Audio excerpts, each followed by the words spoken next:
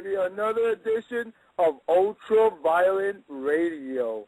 Once again, I am your host, the one and only, the hardcore enforcer, Mr. California. I like to refer to myself as the master of ultraviolence these days.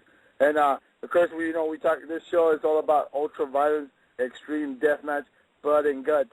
And now, on the line, I was kind of worried, but he still made it. The one and only, the CEO of Hardcore, the Vicious one, Vicious Big Grimes. Are you there, brother? Hey, what's happening? Hey, what's going on, man? I was worried, man. I thought you were going to make it because there was a little bit of problem, a little, this and that. But it's cool, man. You're on here. That's all that counts, brother. You're here with us. So that's cool, man. You know what I mean? Yeah, I'm glad to be on, man. So, what's up? Not much, man. Let's get right into the interview, man. Let's talk about, we're a little bit different. You were on the last show with Awesome Bonfire Radio. This is the other show. Awesome Bomb presents Ultraviolent Radio. And this show is just about deathmatch wrestling. And you're not a stranger to deathmatch wrestling, brother, because you are the 2001 XPW King of the Deathmatches, brother. And you beat Supreme for that title. So if you could get right into it, how does it feel to do a deathmatch, and how does it feel becoming the 2001 King of the Death, brother? I like it. I mean, and a lot of wrestlers don't like to do death matches, but I don't mind. I like to try to use, instead of just bashing a chair over someone's head or hitting someone with a light bulb or whatever, or barbed wire. I like to try to incorporate a move with it, so it intensifies. It makes it more effective, So instead of just being a garbage match, it's more of an entertaining match with the weapons. So yeah, I like. You don't doing that fat boy. I mean, no offense, brother, to you. I mean, that fat boy hardcore match. Just hit each other with light tubes, and you don't do no spots. You don't do no big time moves like you like, man. You know what I'm saying? I've seen your match. You do some incredible. For a big man, you do some incredible shit, brother. You know what I mean? Yeah, I appreciate it, man. When I was young, my my uncle owns a gymnastics school. So when I was younger, I did all kinds of, stuff into the pit and stuff. So I learned how to do some aerial crap. And even though I got bigger, I still thought I was still young and skinny, but I could still do it. So yeah, you're really agile, man. I let's take for example the XPW 2001 King of the Death matches, man. I forgot who you wrestled in the first round, but I know you're in the second round. You wrestled Homeless Jimmy, man. You know what I mean? And, and that match was pretty. I think I had I don't think you probably remember, but I remember because I just seen the match not too long ago. I had pits of light bulbs and pits of light tubes, and I think it had a shopping cart, brother. The barbed wire shopping carts with a bunch of weapons, and I seen you threw it over the top rope, and I seen you throw it on top of Jimmy, and you pinned him, and that's the way you beat him. That was pretty cool. You know what I mean? Yeah, I liked Jimmy, man. He was cool. I liked wrestling him because he's willing to get down and get busy, instead of some people who just want to do headlock takedowns. So, Jimmy and me had the same mind frame, get busy, entertain the fans. And the crazy thing about it, Homeless Jimmy's not a big guy, man. He's a small guy. You were like twice his size, man, and he went back and forth with you, man. I was holy shit, you know what I mean? He took He dished it out. You dished it right back to him. He wasn't scared of you, man. You know what I mean? Right. Yeah. I like the fact that he's willing to go blow for blow, and I don't mind. I could take a beating. I keep on ticking. So but in the long run, usually I whoop their ass. Yeah, I know. He used his own house, brother, his own shopping cart to pin the guy. You know what I'm saying? That was pretty innovative. I kind of like that. I was smiling. And as soon as you pinned him, man, the crowd went crazy. They started booing the shit out of you, man. You know what I mean? Yeah. Well, because he was the man there, at the time, it was his crowd, but back in the day, that was the new kid on the block. So, I had to make a statement and got to do the tournament and went through them, one at a time. So. Yeah, and you know what? I like to emulate. You carry that pizza cutter, brother, that famous pizza cutter, of Big Grimes. Actually, a lot of guys emulate that for me now, man. Like, I don't know if you ever heard of a guy named called Nick Gage, Nick F. and Gage from ZZW. He actually does that thing. Have you heard of him? Yeah, I've heard of him. Yeah, Nick Cage. I never wrestled him. I think in Sick Nick Mondo and Messiah once I wrestled them. but never in a cage. I didn't know. He's using a pizza cutter now? That's cool. Yeah, exactly. He was using the pizza cutter, and it's kind of funny because I seen when I actually wrestled in that cage before, and he actually had a pizza cutter on him, and he's like, I'm the guy who created this, and I'm the first guy to ever bring it. And I was thinking to myself, no, you weren't, man. Vic Grimes was doing that back in 2000, 2001, and you know what I'm saying? And I was like, that's a bunch of bullshit. You know what I mean?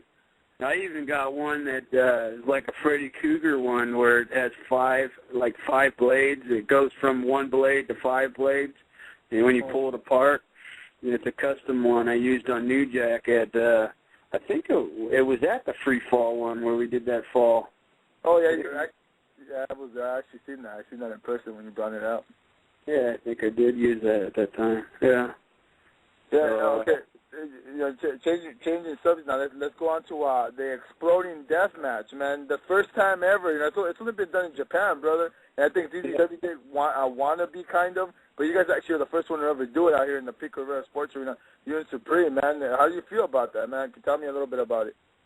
Well, at first they wouldn't allow it to be in any building, so that's why we had to do it in the Bull Arena, outside.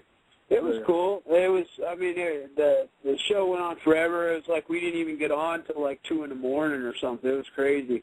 But during the match, we did some cool things. Some things that, I remember doing one thing that I don't think too many guys my size do. At one point, I did a lagger flip over the top rope to the floor and landed on the exploding boards. And, the ring. Yeah, that explode. I remember that. Yeah, I remember that. I dove over the top and missed him. I was supposed to dive on him, but he moved, and I splattered on the floor. I thought that was kind of cool. We did that, and he did all kinds of stuff to me in that match. Yeah, it was cool. I think we were the first ones ever in the United States to do that kind of match. In the States, Me and Balls Mahoney, though, when I was at ECW, was the first one, I think, to ever do an exploding barbed wire board match. I knew it. I actually was talking about that with my buddy Sensei, and I actually called that last week when we advertised you for this week. I confused that one. I didn't know it was Balls or Axel, but I said Balls Mahoney, and I actually called that right, man. I remember that.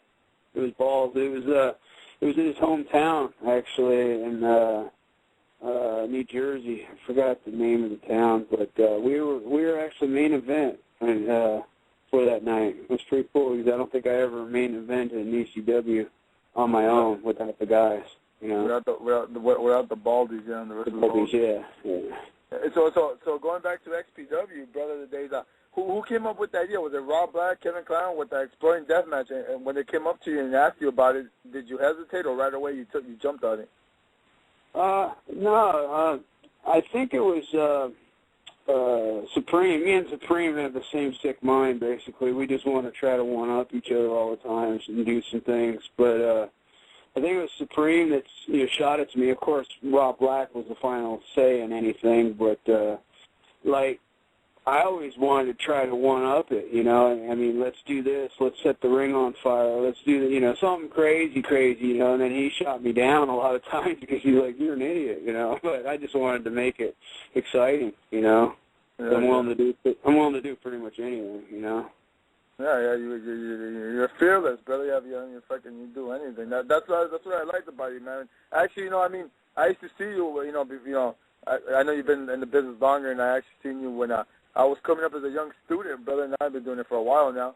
And I seen some of your videos back in APW at the Gym Wars. You know what I'm saying? And when you used to wear that mask, that kind of Mick Foley look gimmick, Mankind gimmick. You know what I mean? When you used to pick up people through cars and stuff, I used to trip out on those matches. You know what I mean? Yeah, we had a cool one back in the day. I had a Falls Count Anywhere match with Crash Holly. And before he became Crash Holly, he used to be called Aaron O'Grady. I actually got him in the WWF.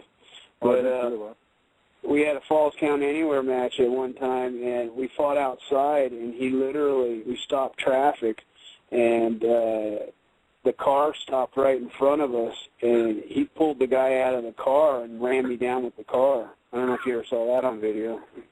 He ran you over, you said, with the car? Yeah, flipped over the car hood and everything, and over the windshield. It was pretty cool. Oh shit! You know what I remember watching? You actually back in the XPW days when I was a student, you gave me a video with a black case and with your autograph on it. CEO of Hardcore Vicious the Grand, the best of Big Grands. You only had like a couple of matches, but your highlight videos, man, you were on top of. What's that? I remember that. That's old school. Yeah, it was old. Back at the Olympic Auditorium days, you know what I'm saying?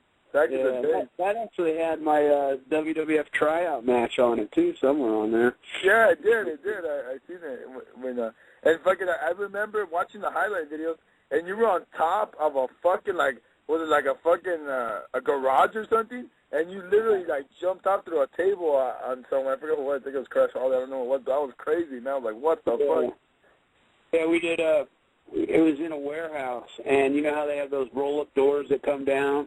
Yeah, I ended up scaling up it like Spider-Man. You know, I climbed up of it, and I got to the top, and then I put a guy on a table, and then dove off and did like a flip in the air, and then he moved out of the way. Or no, he didn't move out of the way. I think I switched him, yeah. You got him? You actually got him? Yeah, I actually hit him. His name was, God, that was old time. J.R. Benson. Yeah, that's his name, J.R. Benson. Yeah, I remember you used to do, you know, you're famous for doing like Terry Funk does it, but you used to hit your top of the head like you're crazy, and then you jumped off, man. I was like, holy fuck that shit. You know what I mean? I was like, fuck, that was some fucking crazy ass shit. Yeah, the gym was at APW days, man. I remember your matches there, man. I was like, I used to see those matches. And then when you went to ECW, you know what I'm saying, and with the baldies, and then you started wearing the pizza cutter, and then when you came, and then actually, I remember that when actually XPW brought you, man. I remember you came out of the ring, brother, in one of the matches. I don't remember what match it was, but you came out of the fucking ring. I was tripping the fuck out. You know, I was like, holy shit. That was my debut when New Jack was going off on Rob Black, and Rob Black wanted me to come in the Black Army.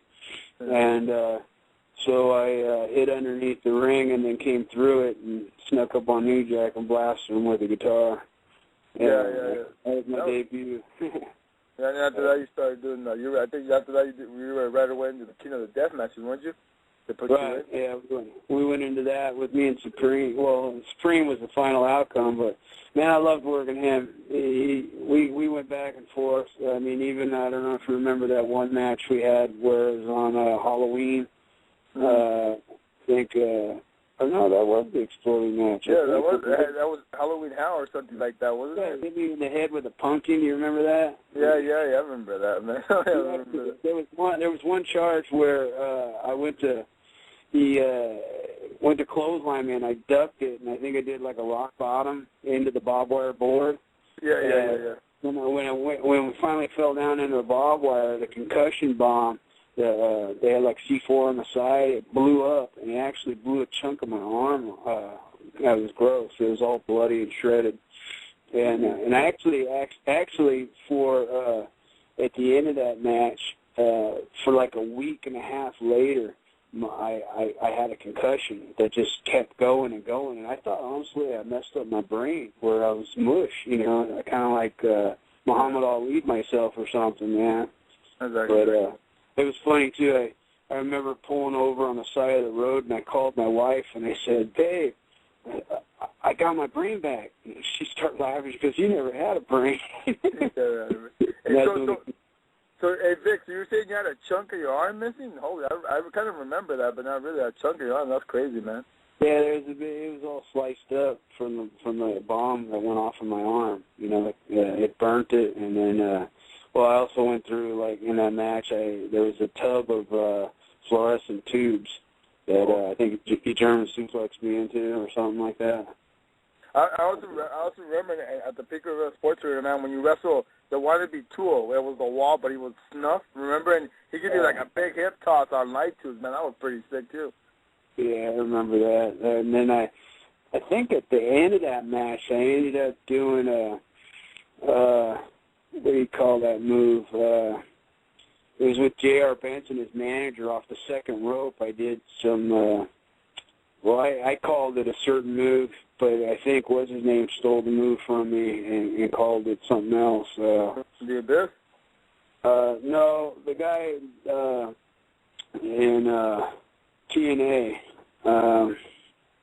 What do they call that move? You know, it's like a pancake move where it's upside down. He goes for a Frankensteiner and I hook his leg. Yeah, the abyss.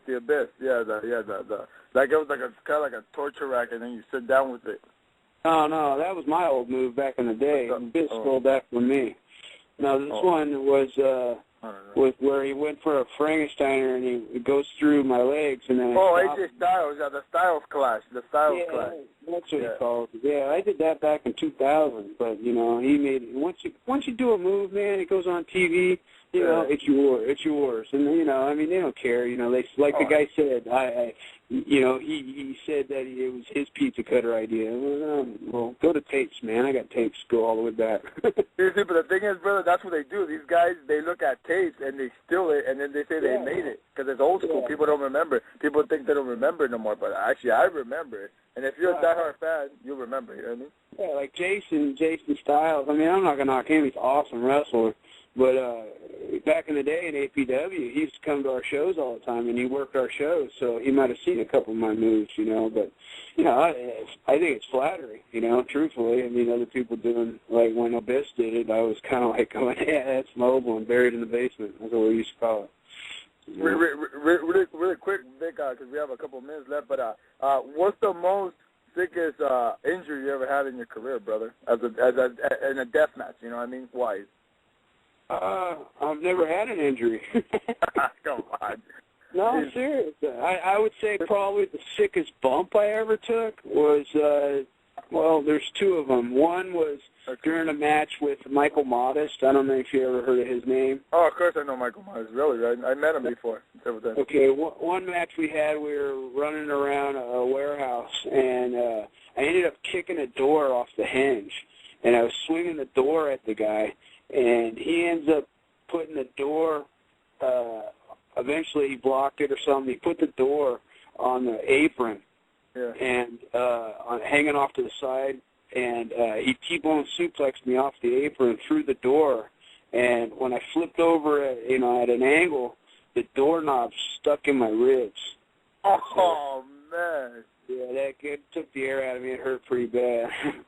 And then another incident when I was in Japan, I had a wrestler. I forgot his name. It was Hayabusa, I think his name is. Hayabusa's legendary, man. Yeah. Oh, you mean Tanaka? No. I'm not sure. But all I remember is I put him on a table, and I got up on top of the ropes, and it was in the turnbuckle, and I was gonna like dive straight out over the turnbuckle.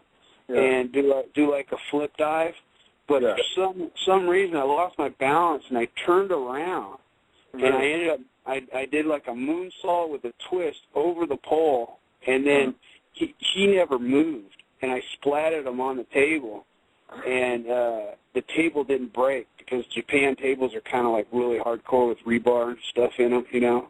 Yeah, the Japanese tables, the little thin ones. Yeah, they're thin ones as hell. Yeah. Yeah, so I ended up actually breaking his leg during it, but his leg jammed into my back, and it really hurt my back, and that was kind of a hard one that I took. But other than that, all that blood and guts, tubes, and barbed wire, I've never got hurt doing any of that. It was actually just other stuff that I got hurt. So Vic, really quick, brother, before we got to let you go, are you ever thinking of coming back to the business, man, of wrestling, man, or like doing anything else, you know what I mean, besides, XPW, you know what I mean? Yeah, I'm actually got my next match coming up here, April 16th in California at the Pleasanton Fairgrounds. Oh, really? Yeah, that's my first one back. So, who's your opponent? You don't know yet? I don't know yet, honestly. So, but there's going to be a lot of legend guys on the card. But who knows who I'm wrestling? So I don't care. I'm just gonna have a good time, man. It's been a while. That's good, brother. All right, Vic. Well, it's good having you on, man. Fucking, I'm a big fan, man. You watching your shit back in the days, you know what I'm saying? And if you have, give us your information where we can reach you at, man. You know what I'm saying? Like for the fans to follow Vic Grimes and they can follow you or when we go to your next show. You know what I mean?